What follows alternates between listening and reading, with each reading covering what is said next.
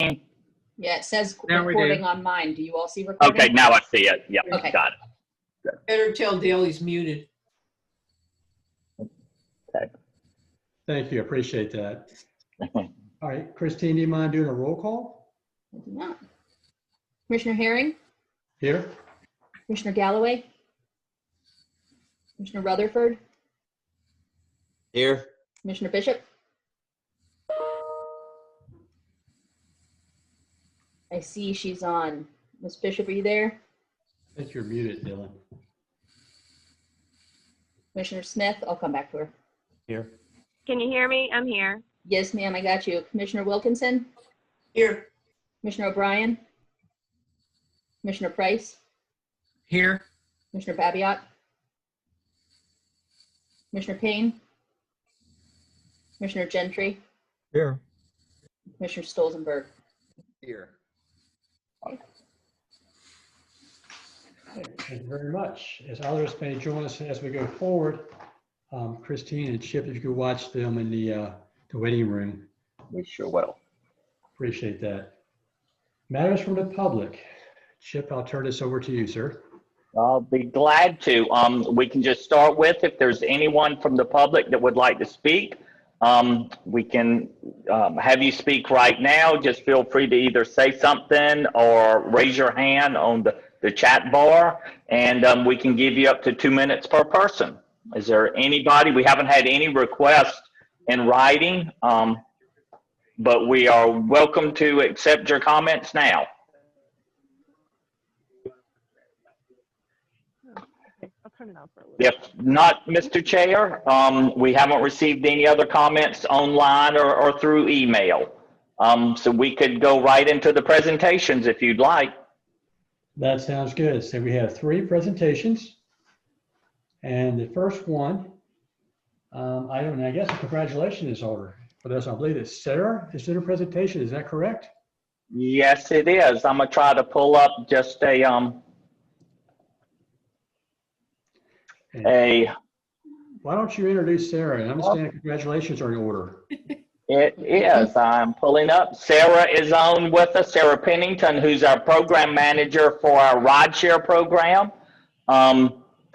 She does a presentation at least a couple of times every year, but this is what I shouldn't say used to be, because it will be continuing our rideshare program from rideshare lots throughout the entire region, where people sign up and ride to and from work together, but there hasn't been a whole lot of that lately. So Sarah's been spending a lot of time on the remote work and work from home program through the Department of Rail and Public Transportation. But on a much, much larger scale, we're very proud to say that she was selected as one of the Association for Community Transportation, which is a national organization, one of their 40 under 40s. I thought she almost should have got one of the 20 under 20s, but it's nice, at least it's under 40. But Sarah, we're really proud. I have attended a national conference with Sarah before, and it's so nice to be there with somebody who's so well respected by their peers across the entire country. So Sarah, thank you for everything you do for us. Oh, thank you guys. Yeah, this was a lovely, unexpected honor in a weird year. So, yeah, it's great. Thank you. Well, it's a great program, and Sarah, you've been 8 years, 9 years.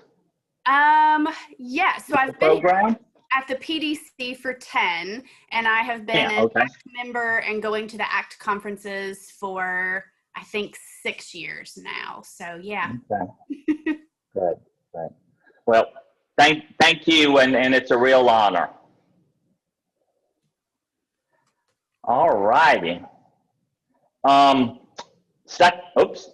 Secondly, David will provide us with the update on the legislative priorities, and will also give a quick briefing on some of our a recent legislative issue with the ability for counties to now collect revenue for cigarette taxes. And so I'll turn it over to David, and he's got a presentation for you. Let me get out of my sharing so he can share. Okay. All right, thank you. Is that up on the screen, the legislative priorities? It is. Okay, great. All right, well, thank you for having me this evening. Just wanted to do a couple of things, go through the, very briefly, the priorities for the 2021 legislative program. And then also just wanted to kind of give a little General Assembly preview in addition to talking about the taxing issue that Chip had mentioned. Thus far, I've been to all the counties in the region. Thank you all for approving the regional program. The City of Charlottesville is on tap Monday night. So then the program will be finalized.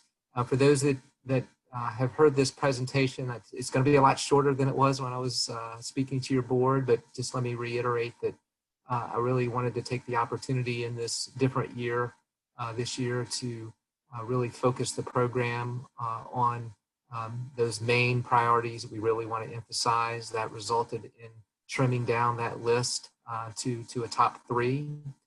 And also I really took a look at the ongoing position statements and policies that we've had in the second part of the program and really tried to streamline those as well. There were a number that I found that were outdated, or they really didn't really speak to any kind of a legislative or regulatory action. So I think that what was left though really does speak to those issues that we want to take a position on. So just very briefly, the top 3 priorities, certainly again in this challenging year with COVID, we wanted to have a position statement related to that. And so the first position priority that you see there, support for recovering communities, really does speak to actions at the federal, state, and local levels to keep our communities viable throughout this public health emergency. And the position asks for a number of tools for funding, really places a lot of emphasis in the text on support for businesses and keeping them viable in our communities. I think I've described it as more of a philosophical statement in many respects, but I think we certainly want it to be on record with regard to the impacts of COVID on our communities. The second position, priority position on budgets and funding, here I took an opportunity again to streamline. So this is really just a consolidation of some of our really high priority positions from recent years that speak to urging that the state enhance its aid to localities, including K-12 education. We also included longstanding priority within this position that we are opposed to unfunded mandates and the cost shifting that the state tends to do in terms of shifting costs to localities for programs that are being carried out at the local level on behalf of the state. And then finally, as you know, we made some progress this past year for the counties with regard to getting some additional authorities to generate revenue, but we certainly want to continue to push in that area. So that is part of this position as well. And then the third priority remains related to broadband. And certainly we've seen even greater this year, the need for expanding broadband access and broadband coverage in unserved areas of the state and in our region, whether it be for residential, for business, education, health. There's just so much more need, I guess, that's been highlighted during the past 8 or 9 months. And we will continue to encourage the General Assembly to be an even bigger player with funding in the area of broadband. Any questions about the priorities? If not, I'll move on just very briefly to the second section. I wanted to talk just a little bit about the General Assembly, and I'm not going to read all this word for word, but just to let you know that we are fast approaching the next session scheduled to convene on January 23rd. It's going to kick, I'm sorry, January 13th. It's going to kick off here in a couple of weeks with the governor introducing some budget amendments. Of course, we just finished, seems like just a month ago or so, with adjustments to the budget. So, we get to do it all over again. And then, this is the odd number year session. So it's a short session with scheduled adjournment being the end of February. There is some question at this point as to if the session is going to be its typical 46 days, which is what the short sessions usually are, as opposed to the long session of 60 days, or if it's only going to be 30 days. And I put there the language that's in the state constitution. The short session in the odd numbered years really is just a 30-day session. But typically, at least as long as I've been around, it has been extended. You have to have a 2/3 vote in order to extend the session beyond the 30 days. And here a couple of weeks ago, the GOP, Republican leadership, indicated that they were not going to be willing to go along with extending the session this year. So that remains to be seen where we land. When we get to Richmond on January 13th, if it ends up being 30 days, they could do 30 days if they weren't finished. I guess the governor could call special session for them to continue their work. But we also need to be mindful that the General Assembly also has a special session that they will have to convene probably sometime in the spring to deal with redistricting. So timing wise, it might be another weird year. As I indicated there, between the regular session back in January, February, and March of this year, plus what turned out to be an even longer special session during the summer and fall, they've already been in session nearly 150 days in the current calendar year. So I know they're tired. And like I said, we'll just have to wait and see.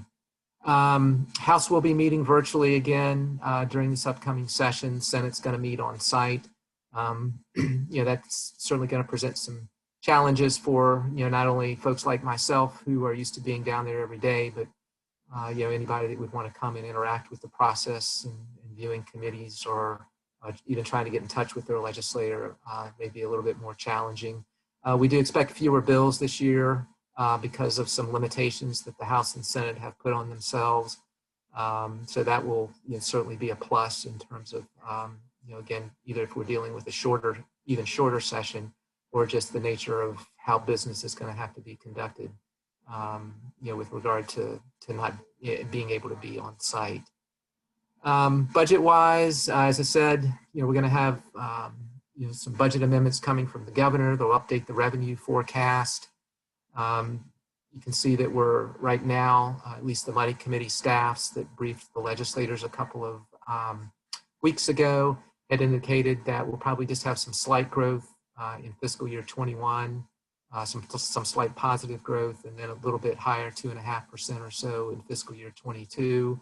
That could change when we see the governor's projections here in a couple of weeks. If you go with those revenue projections, that could produce some additional dollars, but every year there's always demands on those dollars in some of those high priority areas that I have listed there. Excuse me. Plus some other issues that they have to deal with related to tax conformity. There's a number of provisions in the Federal CARES Act that affect both business and individual taxes. And depending on how the state decides to deal with those, it could end up being something that cost a lot of money. And then the other thing that's going to be somewhat challenging, I think, for fiscal year 22 is that they're kind of cash heavy in fiscal year 21. And as you move forward into 22, there's going to be a heavier reliance on that than normally would be in fiscal year 21. So you've got to address that or replace that in fiscal year 22. So that creates some imbalance in your budget that they're going to have to figure out how to deal with. But so far this fiscal year, we've been through 4 months. At least we have reports on the first 4 months of the fiscal year. Revenues are running ahead of schedule. Particularly sales taxes, I think, have been a pleasant surprise for the state. As you've seen, people are spending money on goods, which are taxed, versus services, which in Virginia are not taxed. So I think sales taxes through the first 4 months are up almost 9%, and they were expecting about a 9% drop. So if that trend continues, that should certainly help the budget moving forward. So top issues for the session, I see again the budget. Certainly, anything having to do with COVID is going to take a priority, and that could certainly be in many different areas. I think some of the issues that were unaddressed or did not succeed during the 2020 regular session are probably also fair game for coming back and seeing those again. And then, hopefully, I think particularly for us, we'll see, broadband continue to be, getting a lot of discussion. I know I've had some questions about, the changes that were made to elections this year and the challenge that put on localities and particularly the registrar's offices. And, we've been pushing for years for the state to play a greater funding role in local elections, and we'll continue to make that push in the absence of any other action that might lessen the burden related to longer voting periods and the challenges that we saw from the elections a month ago. So kind of flipping back to 2020 and the taxing authority issue that I had mentioned, there was a couple of bills passed to give counties additional taxing authority, some changes in the meals tax, the lodging tax, the admissions tax, and then also the cigarette tax. Before, and even still currently, because this new taxing authority for cigarettes does not take effect until July 1 of 2021. But currently, only cities and towns and 2 counties, Arlington and Fairfax, have the authority to tax cigarettes. So I think as counties are starting to look at discussing their budgets for fiscal year 22, that begins next July, they're looking at the cigarette tax as an option for implementing in that next budget. So I think it even came up at our last commission member during some of the roundtable discussion. And I know I've had some other questions from some of our localities in the region about the cigarette taxing authority, how it might work, and potentially what role the PDC might play. So this past week, the PDC was very fortunate to get some assistance from the City of Charlottesville treasurer. The City of Charlottesville has been implementing the tax for a number of years. But they were very gracious to make a short presentation and entertain some questions and discussion from about 25 folks from not only our region, but we actually extended the offer to participate in this session to several of our neighboring PDCs. So we have about 25 folks that were able to hear that presentation about really kind of the nuts and bolts of how the tax works, and to be able to answer or to ask some questions and get some answers from a source that's already implementing it. So there was some discussion, particularly with some of the counties in our region, about the desire to look at doing something regionally. I think across the state, you'll see, particularly in Northern Virginia, which is NVCTB, you see there on the last line, there are 19 localities in Northern Virginia that have the Northern Virginia Cigarette Tax Board. And this entity administers the cigarette tax for those 19 cities and towns, and I believe Fairfax, but not Arlington, is part of that. I think folks think there might be some advantages to going regionally. I know some other folks in cities and towns that are implementing the tax now certainly are going at it on their own, but we wanted to take that next step and reach out to NVCTB and see if we could draw upon their expertise, having had that regional board in place and administering that tax for a number of years now. So we've made an outreach to them to see if they would be part of a session for our local elected officials and staff sometime after the first of the year, so that we might continue to have some discussions about how the tax would work, and also, again, what it would look like to do this on a regional basis. So that is what I wanted to present. I don't know, Chip, if you want to add anything on the cigarette tax issue, or yeah, I'm glad to take any questions that you all might have on anything. Nothing from me. I think that's it. Does Love anybody for have any any questions. Yeah, sorry. No. Does anybody have David, I do have a question relating to the governor. Do you expect there to be more rent relief money, either from the state or from CARES Act funding? You might want to ask Christine and Chip how that's going to work, or how they think it's going to work at this point. Yes, we do. And Chip, you can step in with numbers that you'll know better than I do. But later I'll talk to you guys about the state transitioning from this rent mortgage relief 1.0 into a new 2.0 that will be managed at the state level. And they do have in their budget money put in dedicated from the Housing Trust Fund to go towards rent and mortgage assistance. Chip, I think you can pick it up from here. Nope. Do you know any more than that? Well, other than just looking at the nationally, from everything that we've been reading, Congress will be appropriating additional funds when they come back in. So to answer your question, Jesse, I believe there will be a lot more rental and mortgage relief funds. Gotcha.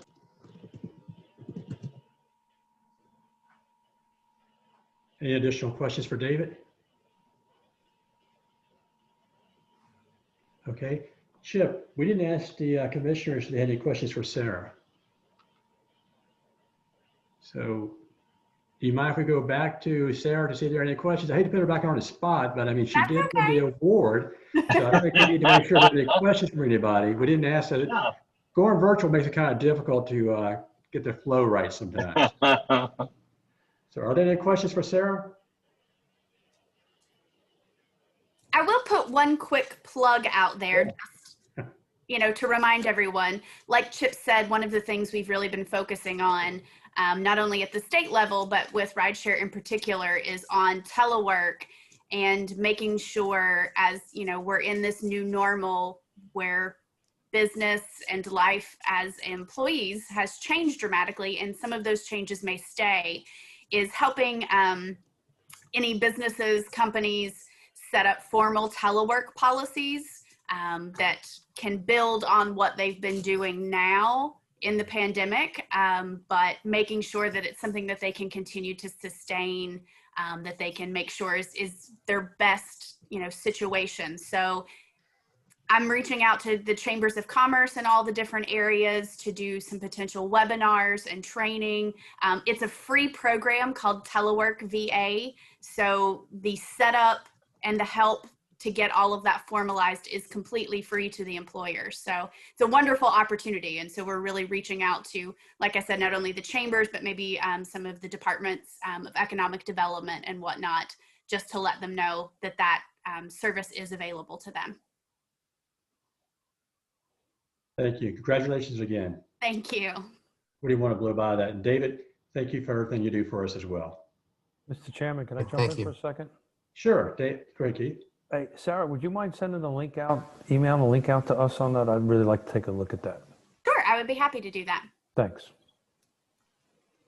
Thank you. Any more questions for Sarah or David? I see Dominique's in the background ready to go for her presentation. Absolutely. Thank you for having me. So for those who don't know me, I'm a planner and legislative aide with the PDC, and one of my primary roles is managing the Chesapeake Bay Watershed Implementation Plan, or WIP, and that's our contract we have from DEQ alongside 14 other PDCs.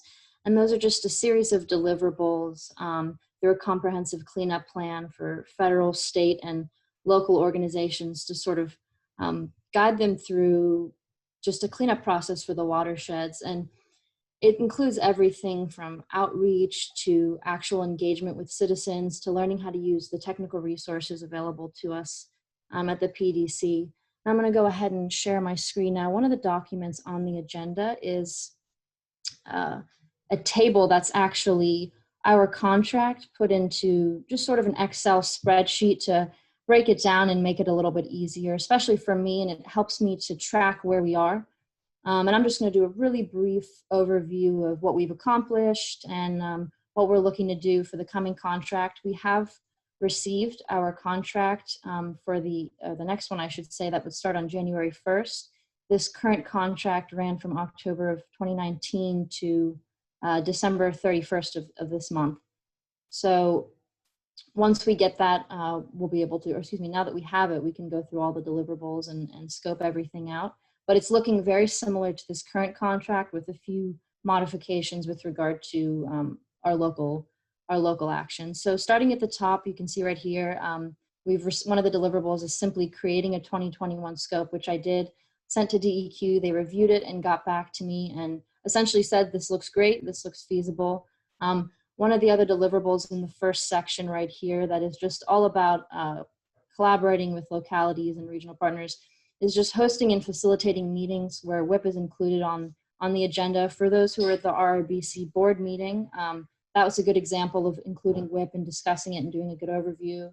And on the first, I had a meeting with the county and several of their water resources and environmental folks and DEQ and gave them a nice update on TMDLs and WIP and how WIP engages with the PDC. So those meetings have been really helpful, and I especially love coming to commission meetings because it gives everyone a chance to really know what's going on with WIP, because sometimes you hear that thrown around, but we don't really know what it means. And one of the deliverables is actually updating commissioners and local boards. So this checks off one of our boxes. Moving forward, there's some other deliverables regarding updating social media, outreach, marketing, things like that. I've made some watershed booklets, and I work on a program called Fluvanna Stormwater Education Partnership. And that group is made up of some folks from Soil and Water, UVA, the county, the city, and we're pushing a social media and online campaign called Love Your Watershed. And that's just one of the many social media and online marketing activities we do to really push this message of loving your watershed and caring about what's around you, whether it be reminding people how to properly dispose of oil or reminding neighbors not to brush leaves into storm drains because that can cause issues. Collaborating with other PDCs is a big part of the contract as well. And there's several meetings with urban sector PDCs that we do, attending, stakeholder advisory group meetings. Some of that is listed here. Going down, there's more outreach with stakeholders and talking about the benefits of implementing BMPs. For those who aren't familiar with BMPs, those are best management practices for stormwater in this case. And these can include anything from detention basins, retention ponds, porous pavement, and just having proper drainage systems, really. And it also includes communicating those to people as well. And then just more information here about sharing BMPs with local groups. Moving down to the next section, I don't know if anyone's familiar with the BMP warehouse, but it's a tracking system for DEQ in the state to sort of manage how BMPs are being used, how effective they are, just really tracking that. And that's something that the PDC, alongside several other PDCs of the 15, are trying to, 15 managing the WIP contract, are trying to become more familiar with, because it's really a technical website. And I've been working closely with Ann Coates at Soil and Water to talk about a lot of these BMP concerns. One of our main goals in the coming year is addressing septic issues in the rural regions.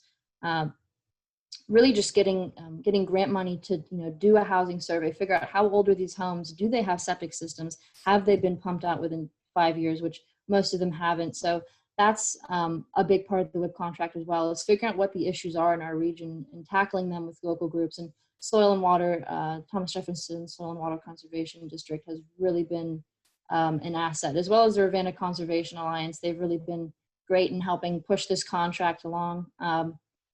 Moving down to the next section really quickly, this is just helping the county and the city and any other counties with updating GIS mapping and shape files, and as well as working with localities, working with FEMA. That's something we've recently become really involved with, is hazmat and FEMA's hazmat plan. reaching out and finding what the available grants are. This is another deliverable. So these are all completed. The only thing on here that needs to be completed, and I'll be working with RCEP to do this, is some BMP workshops. And because of COVID, DEQ has been a little bit more lenient about what they expect us to do with regard to public outreach. So they've allowed us to take events like stream cleanups, and we did one with 3-notched, and that was in person, but we're also able to do things like promote individual scavenger hunts online, things like that, to just sort of make it still available to people during times like these. But we're still able to do a really great cleanup with 3-notched, Fluvanna Conservation, RCEP, and the PDC. That was a really great cleanup. We had about 25 people. So going forward in the coming year, there'll be a lot more work with in-person deliverables. And then coming to the end of this contract, it just discusses interim submissions and final submissions, which we'll be doing on the 31st. If that wasn't too thorough and that was an okay overview, I'm happy to take any questions.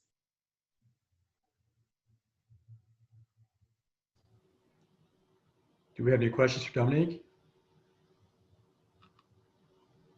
I don't blame you. Did you all do the pre-notch after the stream cleanup? I actually had one. Am I unmuted? Yeah. It's a small one. Greene County is part of the Culpeper Soil and Water Conservation District, and I noticed we didn't exactly mention them. Are they also as connected with what we're doing? Well, it just says on the contract, reach out to soil and water conservation districts. And the only reason I have yet to reach out to Culpeper is because I was working so closely with Thomas Jefferson Soil and Water because of RCEP. But going into this new contract, it is really important. And that's a goal of mine, is to bring more groups in. Absolutely. So thank you for pointing that out, because that's definitely on the top of my list. There are a lot more groups in this area that I think could be brought into what we do a lot more. Thank you for mentioning that. Rory, did you have something? So did you all get free 3-notched after the Oh man.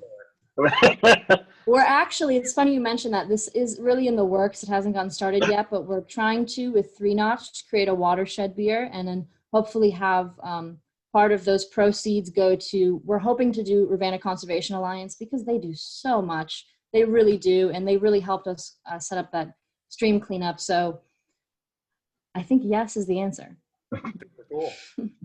I'm afraid we're going to be in the research part of that for quite a while, though, before we're able to. Dominique, great presentation. I'm a responsible land disturber. Most people focus on the disturbed part of that sentence, but I was geeking out on your report. So well done. Well done. Thank you. Thank you. Any more questions? All right, great job, Dominique. Appreciate your presentation. All right, moving on. We have a consent agenda with 2 action items. If everybody is in agreement, we can vote on these together, but discuss each one individually in case there are any changes. Does that sound good to everybody? Good. All right, the first action item on the consent agenda is the minutes from the previous meeting. Are there any changes or modifications? Mr. Chairman, I move that we accept the minutes as presented. Okay, I think we'll take these together as the Rutherford. Oh, well, sorry. I'm ready to do both if you're ready. Well, I think Chip may want to discuss the monthly financial reports. All right, fine. No corrections to the minutes? All right, Chip, do you want to go ahead and discuss the monthly financial reports? I sure will, and I'm going to pull those up really quickly.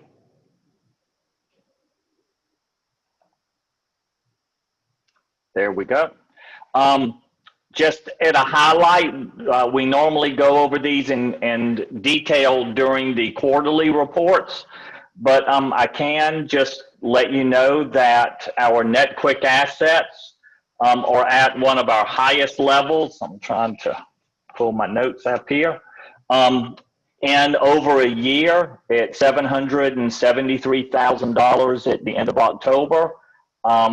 I think what you'll see with all of our financial reports are that we're in very good shape. We've had a really good fall financially for us. As far as our months of operating expenses available to us, we now have over 7 months worth of assets that we can use towards operating expenses with a goal of 5 months. So we're above our average there. We also have capital reserves, which is the total amount of net quick assets minus those 5 months that we like to keep. We have nearly $240,000 in capital reserves for a future use. The unrestricted cash is also building ourselves back up. We got very low because of some billing circumstances in April and May, but now we're back up to $341,000, which is just over 3 months of unrestricted cash on hand. So again, not quite where we like to be with 4 months, but we do anticipate by our next meeting, sometime in January, we will exceed that 4 months of operating expenses in this flexible cash category. For October, we had a very, very positive month with almost a $13,000 net gain. Just as a reminder, right now, our current budget shows us at a balanced budget with no gain and no loss for the year. But as of right now, we do have $30,401 of a net gain for the fiscal year. We do expect to have some leaner months as a couple of these programs that we have ongoing end in the end of December, but we do have some other programs that will be beginning. I do want to note one thing. I'm hoping that Andrea, she usually catches these things, and I'm sure she caught this one. In between my writing this report and the actual accrued revenue report, the total amount of funds that are available to us did change a little bit because of some updated contracts, predominantly the rental relief and mortgage fund.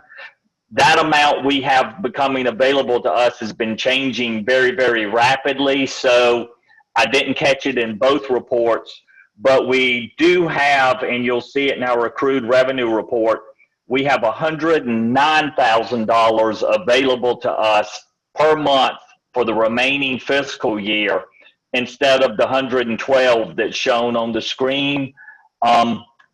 But last month's operating expenses were $102,000, and the 12-month average is $106,000. So with $109,000 available to us, we don't anticipate any financial problems throughout the rest of the fiscal year. And that all shows up on the accrued revenue report that you have in your packet. I will say by the time we meet in February, this will be updated again. Towards the bottom, you see we have been anticipating $1.3 million available to us through the rental and mortgage relief program. We think that will be a lot closer to $1.6 to $1.8 million. And while 95% of that just flows through to recipients, 5% of that we do keep for our own administrative fees. So that will also help us, but that is a program that ends on December 30th. And Mr. Chairman, with that, that is the financial conditions. Thank you, sir. I'd be glad to answer any questions. Any questions for Chip? Well, I would like to make a motion that we accept the financial reports and the minutes as presented. Somebody tried to make that motion earlier, but. All right, thank you. We have a motion from Ms. Wilkinson. Second. We have a second. And a second from Mr. Rutherford. Christine, you want to do a roll call vote? Yes, sir. Commissioner Herring? Aye. Commissioner Galloway, still not present. Commissioner Rutherford? All right. Commissioner Bishop? Come back to her. Commissioner Smith? Aye. Commissioner Wilkinson? Aye. Still have Tony O'Brien not present. Commissioner Price? Aye. Commissioner Babiak, still not present. Commissioner Payne, I saw you come on. Yes. Commissioner Gentry, Commissioner Stolzenberg, Aye. and Ms. Bishop. Aye. Thank you. Motion passes. Thank you. Thank you, everybody. All right, moving on, we have no resolutions tonight. So the next item is new business. And Christine, I believe this one is yours. You gonna pull up your screen, Christine, or would you like for me? I'm gonna pull up mine. Okay, that's all. I'm going to get my notes off the screen so you don't have to see those. All right. Rent and mortgage relief program has been moving at pace. The state shared with us last week that as of last week, 23.9 million in emergency assistance has been deployed in less than 5 months, and over 8,800 households across the Commonwealth have received emergency support. Are you gonna pull up your screen? Is it not up? It says, No. oh, got to push the little blue share button. Okay. Yes, that helped. Can you guys see There it we now? go. Yes. Great. So 23.9 from the state, over 8,800 households have been supported through this. I'll go through our regional numbers next. What I do want to share is that the state has announced their plans, not in great detail, but they have announced that RMRP 1.0, the way that it is currently organized, will be coming to a close, and we will be transitioning into RMRP 2.0. So DHCD, the Department of Housing and Community Development, is now going to contract with only 2 entities. Previously, they were contracting with 30 different grantees across the state to deploy this money at the regional level. They will now go to 2 different intake points. The first one is for landlords who are applying on behalf of their tenants. They will go through Virginia Housing in order to seek that relief. And individual homeowners and tenants will now go through a single point through a company called Deval that they have contracted with to serve as their support center. And people will all enter that single point of access. I'll go through the timeline for that in a second, which means that our contract with DHCD, our current contract, will end December 30th of this year, and we will no longer be doing regional deployment of that funding. DHCD is exploring the possibility of creating a grant program that will allow local communities and regional bodies like us to help with outreach and engagement and follow-up in order to make sure they're having the touch points with the community. But we're waiting to stay tuned, and we're going to keep our eyes on that and pursue it if it's appropriate for the PDC. The current program that we have now, Monday of this week, was the last day that regional bodies could accept new applications under RMRP 1.0. We are still permitted to process any applications that we have in pending that have already started.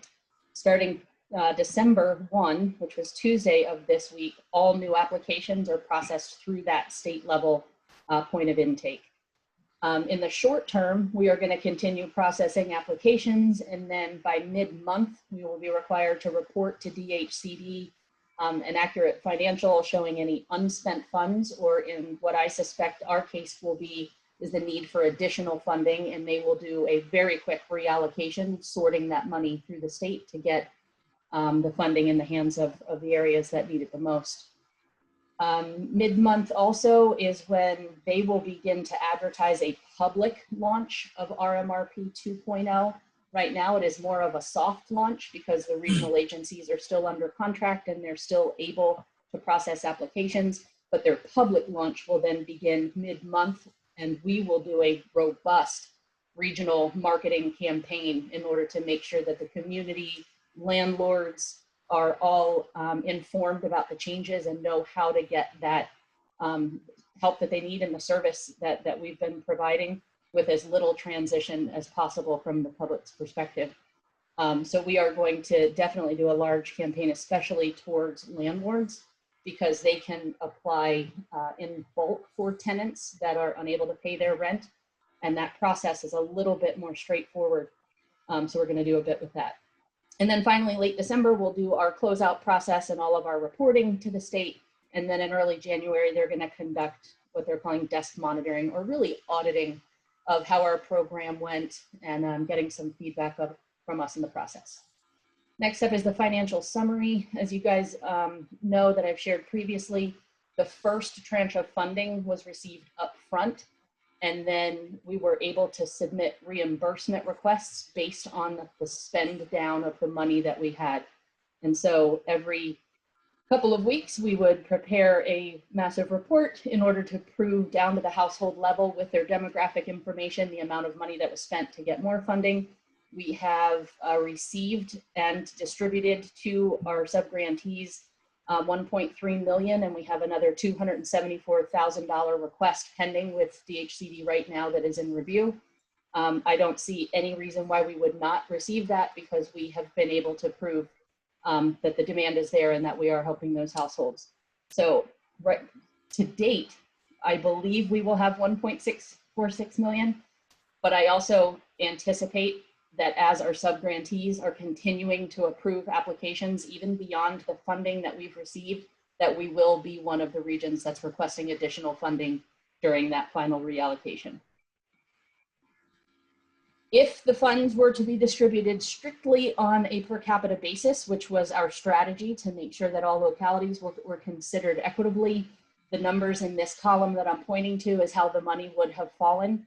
In the last reimbursement or two, we have been very nimble to ensure that no one locality is putting households on hold that need relief, while another locality may be sitting on cash in hand and not necessarily having applications that are pending. And so some of the numbers by locality you'll see are slightly above or slightly below what that goal was. We've also had several localities that, as we're getting down to the final days of this program, there's been a very conscientious effort to be thinking through the administrative funding, the PDC receiving 5% of that, but also the subgrantees receiving 10%, and converting any administrative funding that may not be used into rent and mortgage relief funding so that we don't leave any money on the table. And so all the way down to the very last day, we'll be doing that internal shift within the region to make sure that all of the money that we do have, we are able to get out into the community, but also really good record keeping on all of those that we are approving pending additional funding. And then in this report, as always, there's a breakdown by locality, and I'll leave that with you all. If you have questions on any of the previous part that I shared or any locality specific questions, as always, I'm happy to take those questions. Thank you. Any questions for Christine? It was just a little tiny thing. Christine, you may be aware of this, but there was a typo in the Nelson County average per household. Oh, an extra digit. Okay, thank you. Christine, can you move up to Louisa County so I can take a look at that? I'd be happy to. Let me do two at a time if y'all don't mind, so that everybody has a chance. Here's Albemarle and Charlottesville.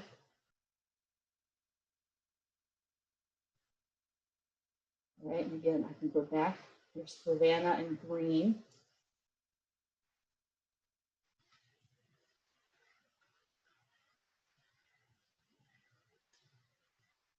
And then Louisa and Nelson. Oh yes, ma'am, there is an extra digit. That's 2,358 per household.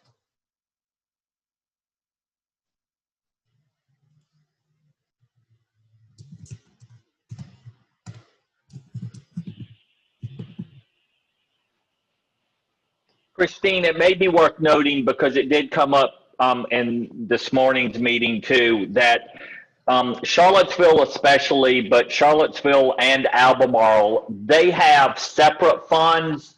And so their numbers on a per capita basis may look a little bit lower, but that's because they draw from their local funds first.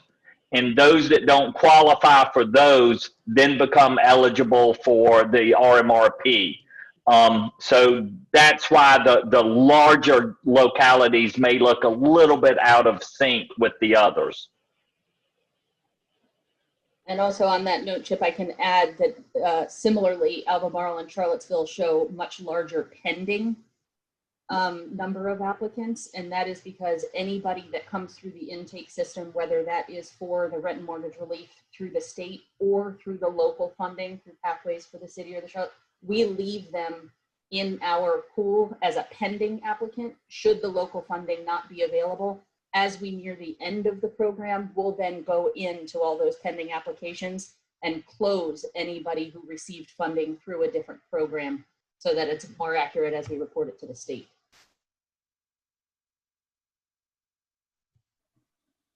And I'll just close with saying we're going to keep a very watchful eye, even though our contract officially ends on the 30th. Speaking for myself, I'm very, very concerned with how the program will work with just one point of contact at the state level.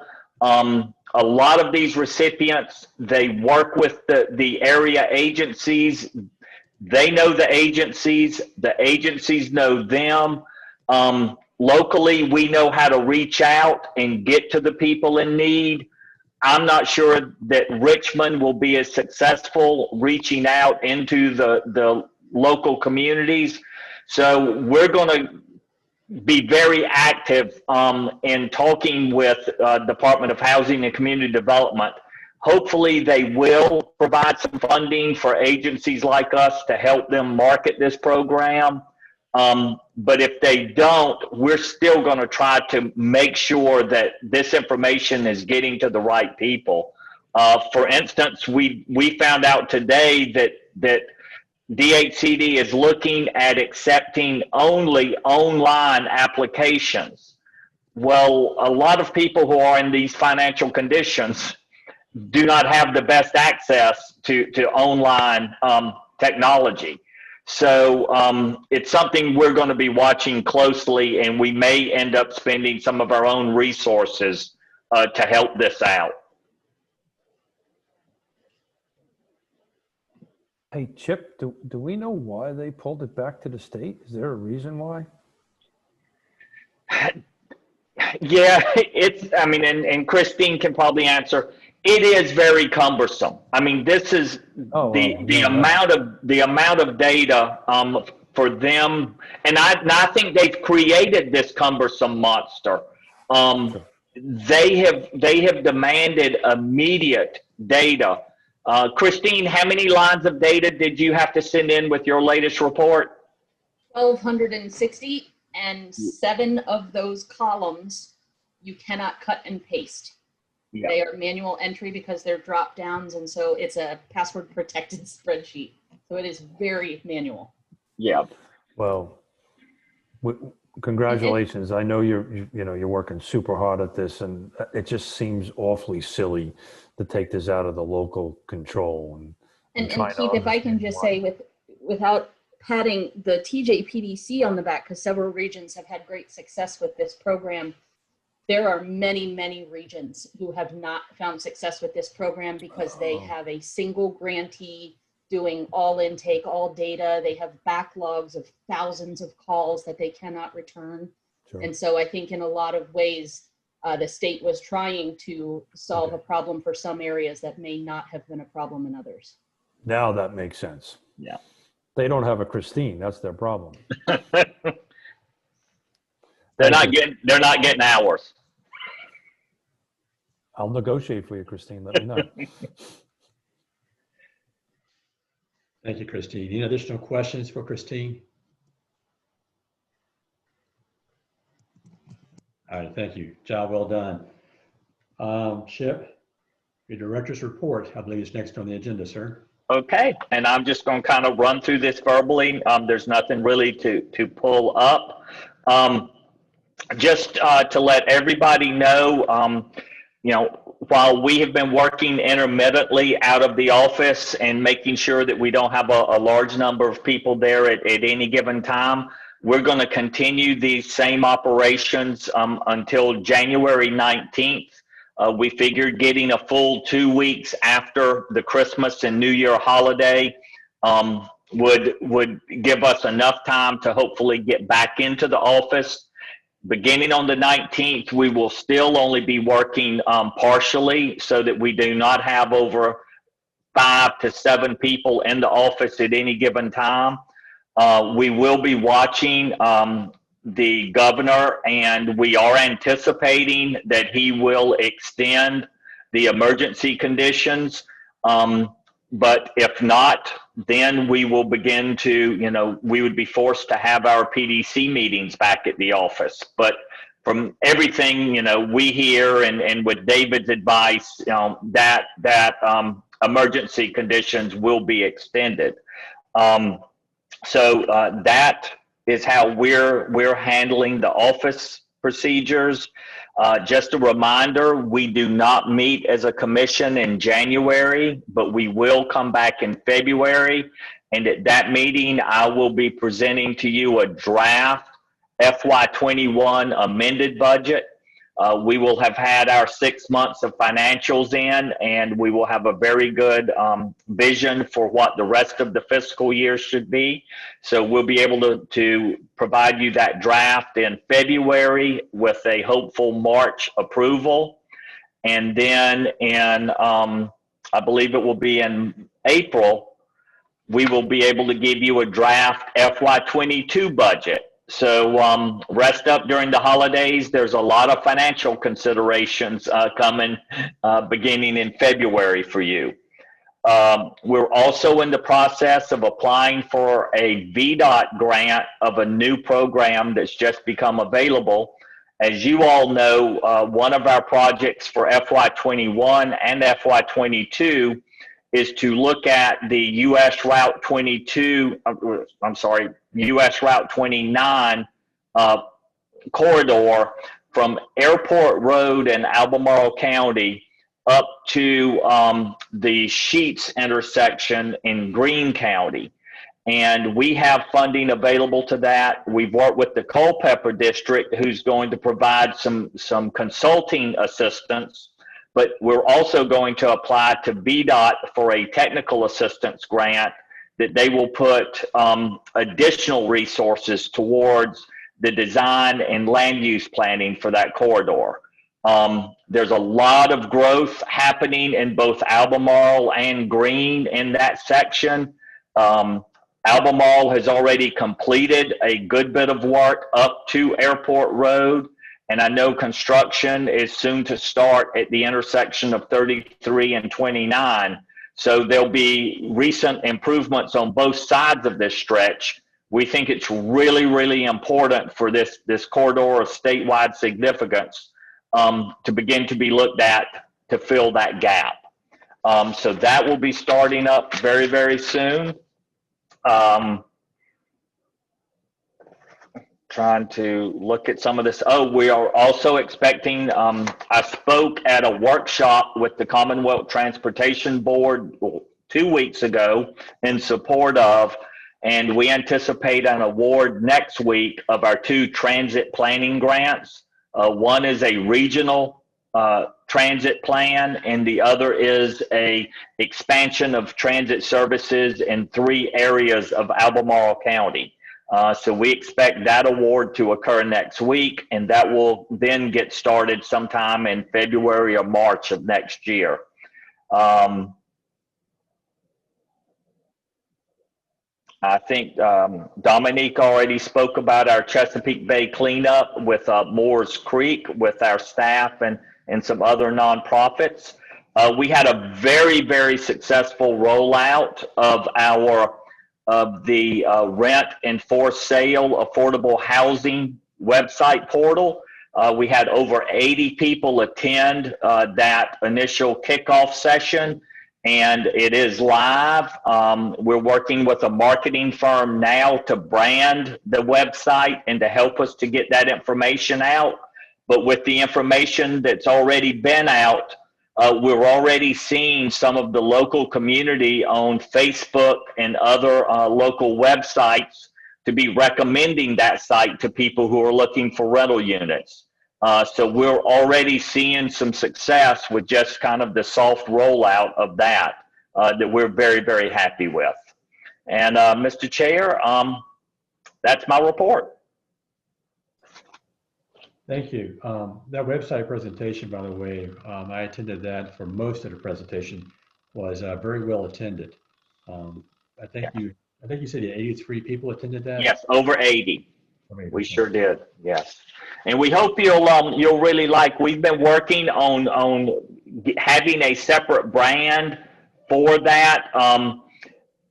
A local elected official recently, I was at a meeting and they were discussing reporting and performance measures and data for the success of different programs.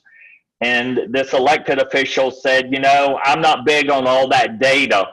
If I'm out in my community and I hear the name in a positive way between my constituents, that's how I rate if it's successful or not.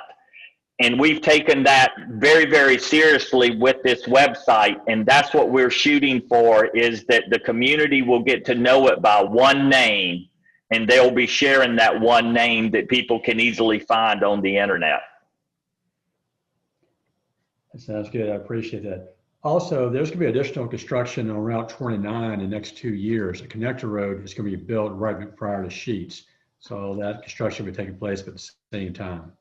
That's very important to why this is such an important project. The other thing I did leave off that I know is very near and dear to you and the other supervisors in Greene is with the new jaunt service for Greene County Transit, making sure that corridor is well served in transit as it possibly can be.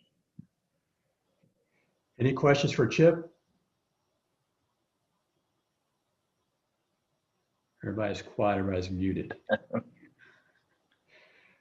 All right, there are no questions for Chip. We'll head to the roundtable discussion. And if I miss anybody's name, I see we have a few commissioners join us late. I apologize, and I'm sure Christine will chastise me as I go through the process. She's shaking her head no, but I read the minutes, so I'll make sure we get everybody's name. Let's start tonight with Mr. Rutherford in Nelson County. Okay. So we're talking about roundtable. Sorry, I just. Yes, sir. Yes, sir. Great. Okay. Yeah. Nelson County, we have a lot of exciting news. I'd just like to rub in how great we're doing at internet, and I just want everyone to be jealous. We're about to cut a deal with the co-op. Albemarle, are you listening? Please, I hope you are.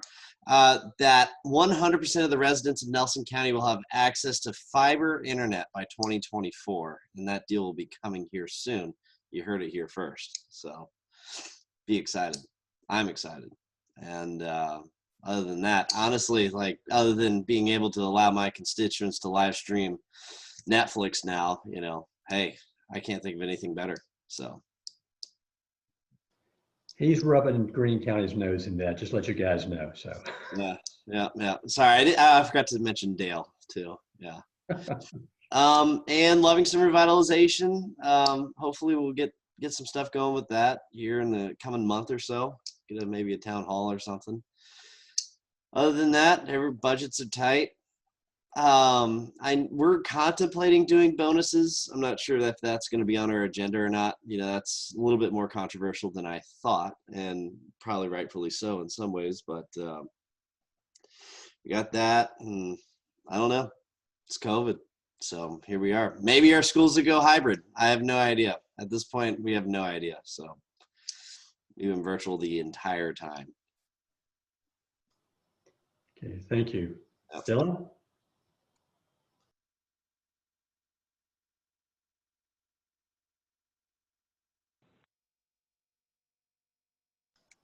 Dylan?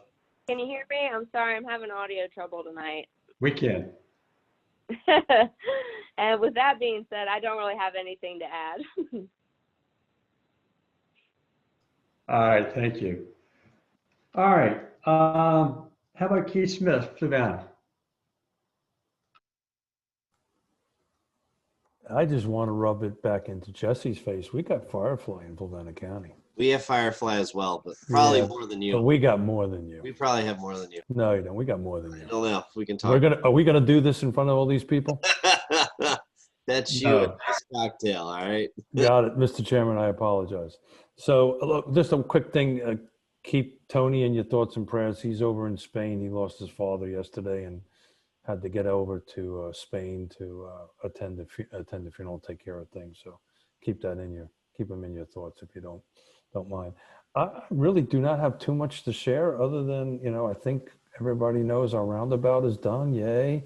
Tony hadn't had a chance to bring me up to speed on what the board discussions were yesterday, so I don't really have too much to share on that end of it. And I just want to give kudos out to everybody, as I try to often do on the commission side, on all the hard work everybody's doing, particularly on the Regional Housing Partnership, which I chair. So these guys are doing great. And I think Chip and I are going to be chatting to some people on the other side of the mountain to see if we can bring them into the fold. So that's it, Mr. Chairman. I think everybody's ready to get Christmas going here. I agree. Thank you. All right, let's start with Louisa. How about you, Willie? Well, I like to say that November's been a pretty quiet month, really. Couple minor items. As you know, we've been doing a major overhaul of our comp plan. We had a work session again this week, and we spent quite a bit of time looking at over 30 pages of definitions. That's a fun job to do. If you haven't done it, it's really a lot of time and effort and discussion and trying to compromise. But our objective is to get over this comp plan very soon because we've been dealing with it too long.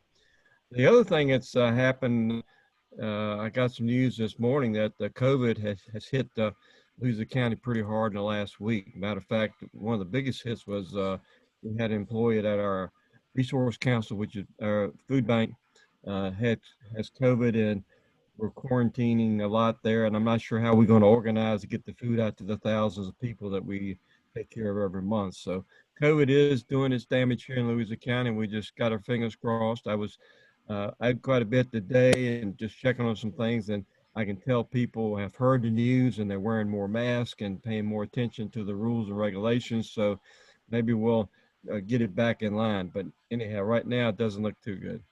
And I don't have anything else. I was expecting Bob to talk a lot as usual, but since he didn't show, like I say, really relatively, November's been a pretty quiet month for us.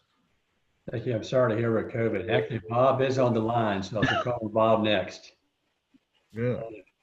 I'm glad you went to the elder states first. I'm always trying to fill in the gap.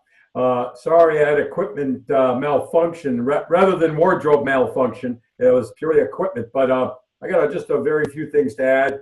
We're also doing a study that I'm principally involved with is suicide prevention, and this is based on a real dynamite program under the auspices of the Connor Foundation. They've been really very spectacular achievements in Fairfax County, and we're trying to take some of those positive aspects and mold them into the Louisa County framework, especially the schools. So I'll have more to report on that if as we get further down the road. Another kind of heads up for Fluvanna. As you know, we've had our notorious 120-foot flagpole here in my wonderful district of Greene Springs. And we're getting close to the final result of them taking it down or reducing it to the proper height. And also applying for a project permit, so it's put in correctly. But rumors on the street is that they want to renew the 120-foot flag anywhere off of 64, and from the little birds that are talking, they're aiming at Fluvanna. I talked about this with Tony O'Brien last week and kind of gave him a heads up, but they're looking for a landowner who wants to lease some of his property in order to do this. So we don't know who's next, but that is a concern. That's in for me. Thank you, sir. Let's move on to Charlottesville. Michael? Sure. I don't have too much different from last month's update. I mean, big things in the city is we're continuing to move forward with the revision of our comp plan and developing an affordable housing strategy. I guess we're not the only locality that's been working on its comp plan update for way too long. So hopefully we're able to actually get that done. But the draft comp plan and draft affordable housing strategy are out there, and hopefully we'll be able to be finalized, especially that affordable housing strategy, sooner rather than later.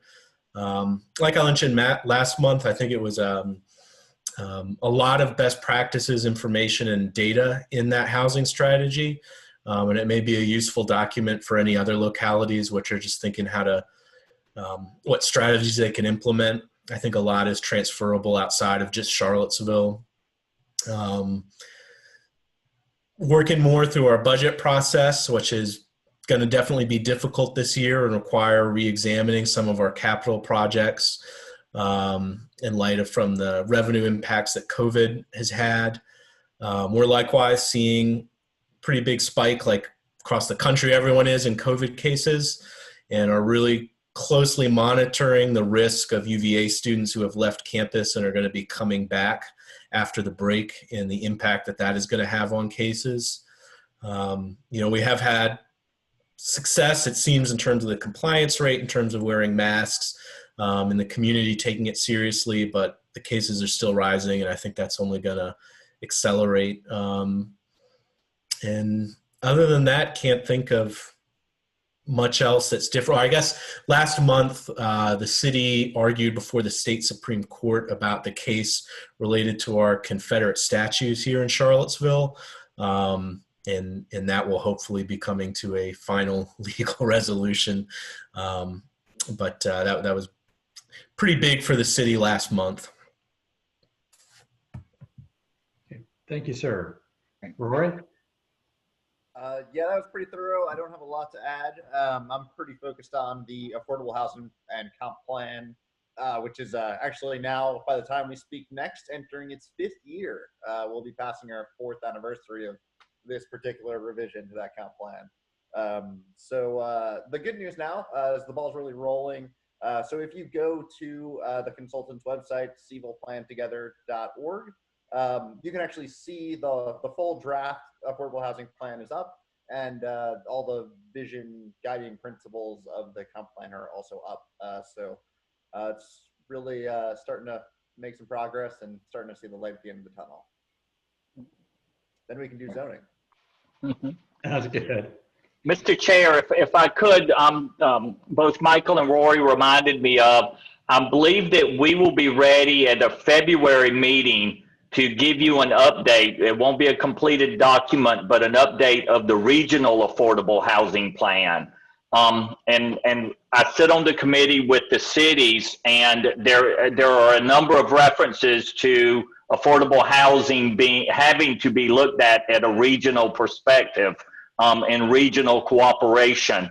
And you'll be seeing a lot of that in the regional plan as well. Just a reminder for everybody on the commission, our regional plan will be a comprehensive look by each individual county, and then a recommendation as a regional body. So that's getting really close to completion, and we can give you an update in February. Sounds good. Thank you. All right, moving on to Albemarle. Donna. Well, thanks. Ned and I were texting during the meeting. He apologizes. He's had a lot of management work at his office, and actually is now driving home from Richmond, where, of course, you can't get much signal. So he apologizes for not being able to make it tonight. This past meeting just last night, we basically approved going forward with discussion about a cigarette tax, looking to take a regional approach with our surrounding municipalities. And so we're we're looking forward to working with everyone towards that. As with everyone else, COVID impacted our budget substantially. We paused a lot of our CIP projects, and we just finished earlier today our second meeting of our CIP committee. And basically, without going into too much detail, about 75% of what it appears we have available to spend on CIP for the rest of this year is all on one project, expansion of one school, and about 25% on everything else we wanted to do, which of course means we're not going to be able to get a whole lot done.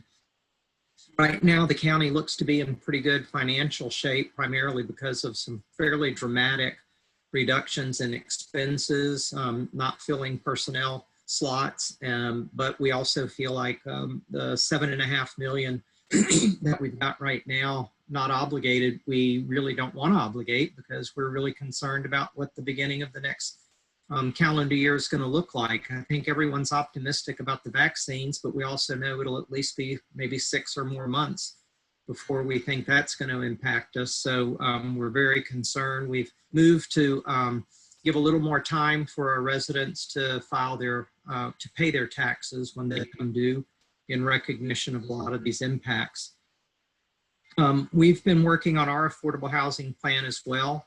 We've looked at a couple of major revisions. One would be for sale price units, affordable units, to have a 40-year limit on the lease so that if someone purchases it, it's not immediately resold and we lose an affordable sale unit in the market, and a 30-year limit minimum on rental properties to keep them affordable for a period of time. Next week on Tuesday, we'll have a joint meeting with our Planning Commission about housing.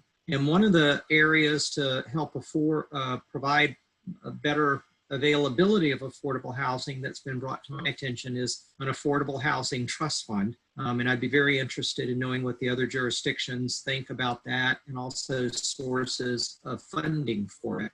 Obviously, we have some Dillon rule constraints on what we can do, but I've heard that a number of tactics that can be used are, for example, having a fee imposed on property transfers and other documentation that can help fund a housing trust fund. So really would be very appreciative of anyone else's thoughts on that. And I definitely want to follow up with Fluvanna and Nelson on how you've been able to achieve the successes that you have with broadband, because that has been one of our biggest challenges. And that's actually the one area that was not one of our enumerated projects at the beginning of the year for our CIP, that we're still waiting to get some additional input back from our county executive as to what it might cost and how we might be able to throw a little extra money towards broadband expansion in the county.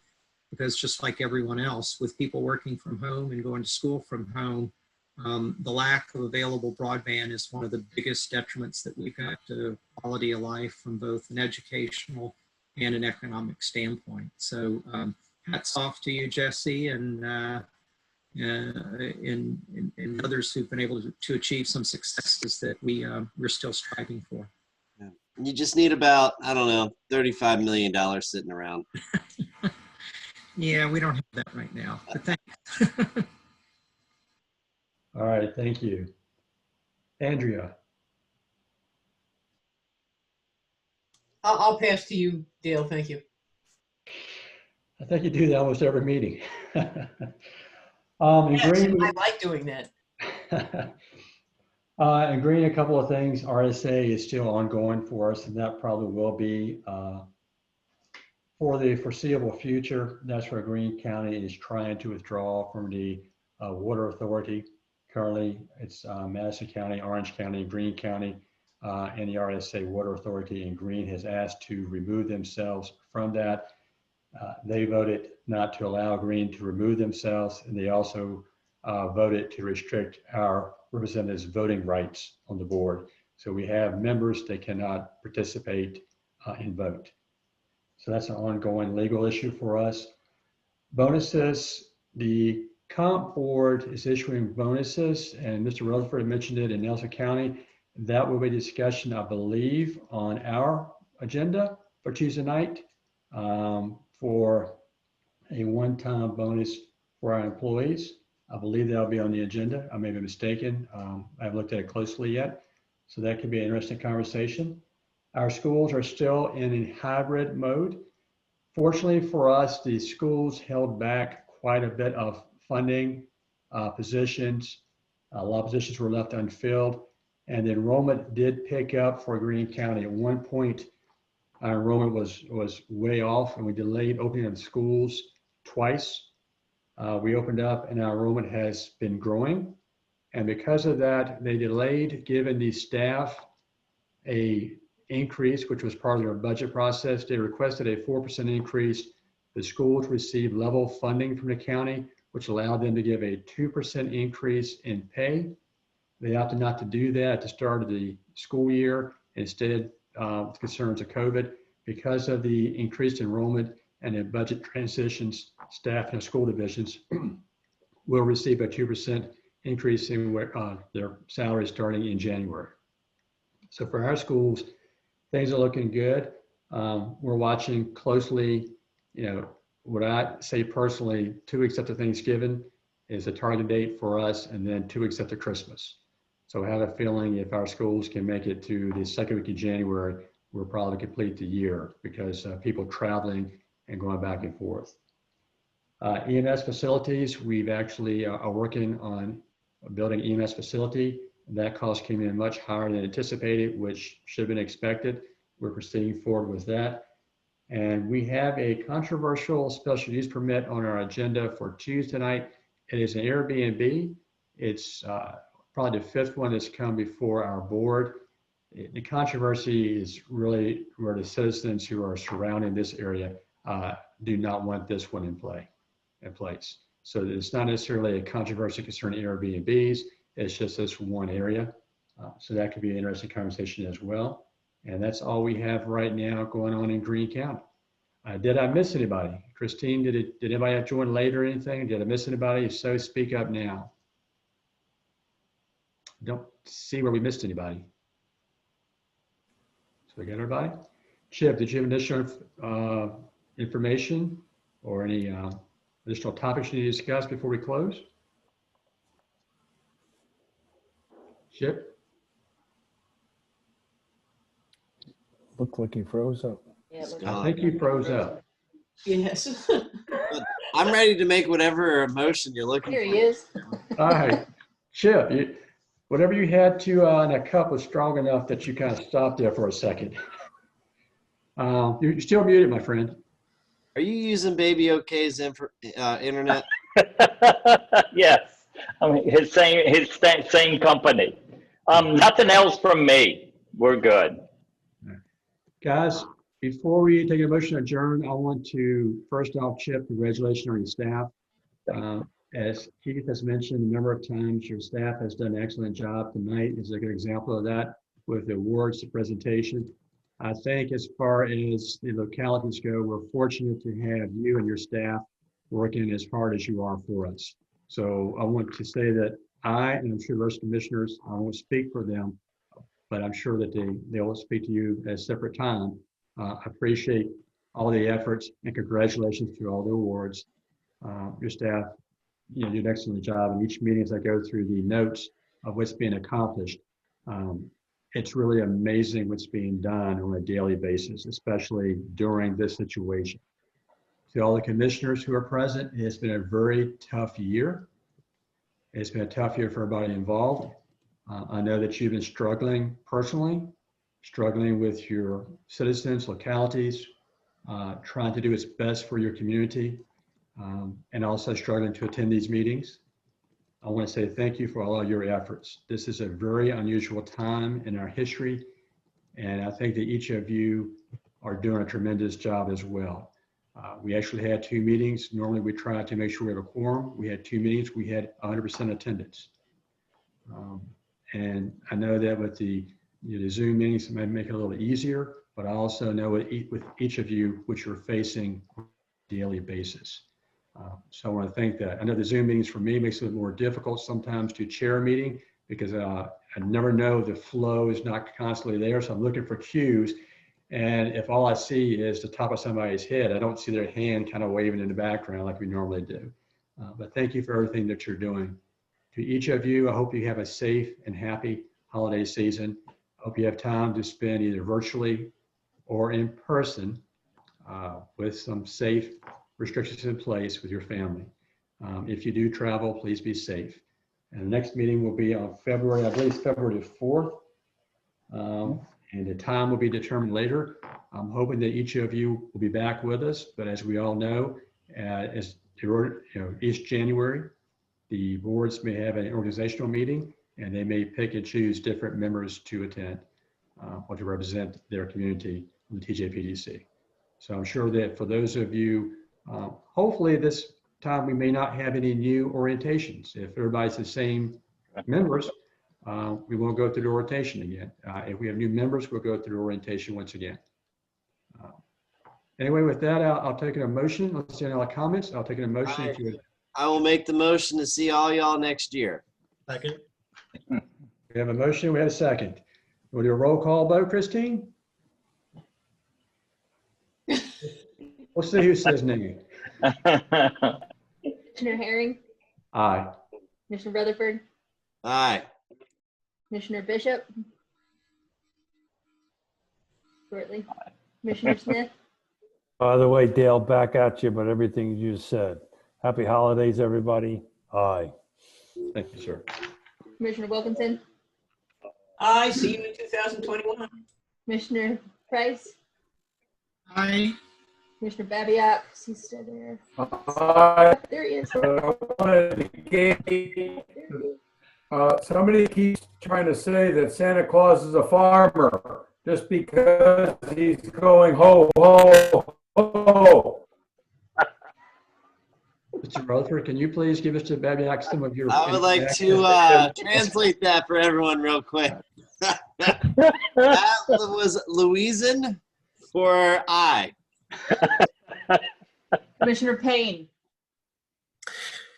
After much deliberation, aye. very good. Commissioner Gentry, And I'm sorry about Bob, but you know, he's got that special Louisa dialect. Commissioner Stolzenberg, Aye. excellent. Thank you. Guys, here's to our better next year, 2021. Thank you, guys. Thanks, everyone. Thank you. And I thank you. Take care. Yeah. Thank you.